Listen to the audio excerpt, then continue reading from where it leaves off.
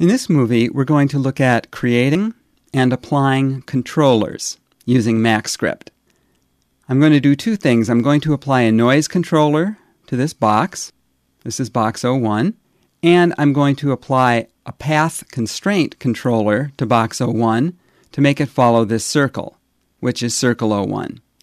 Before I start, let me just minimize my listener and just show you that there's no animation of any sort in this right now. And I'm going to apply a noise scale controller. Let me go to the help file.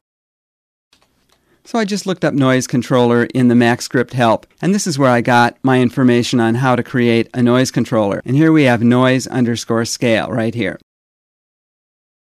So that's where I got this. So I'm creating a noise scale controller and I'm assigning it to the variable n. I'll just select that line and hit enter on my number pad. So now I've created a noise scale controller and I haven't applied it to anything yet. I'm going to do that on this line. So just hit enter.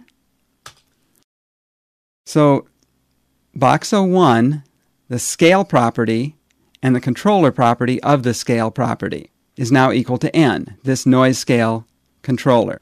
So I'll minimize my listener. And the scale of that box is now being animated by that noise controller. So just a two-step process. Create the controller and apply the controller to the appropriate property of your object. Now you can do both these in one step, and that's what I've done here.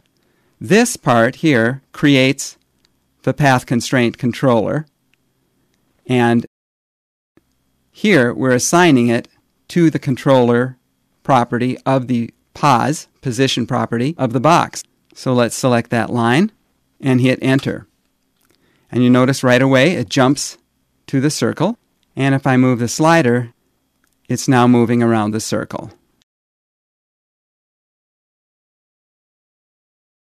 So this really starts to enter into the area of animation once you're applying controllers. And most controllers have keyframes. These two are an exception in that you don't have to apply or work with any keyframes to work with these controllers, noise and path constraint. And we'll be looking more at controllers and also at keyframes in the section on animating with MaxScript.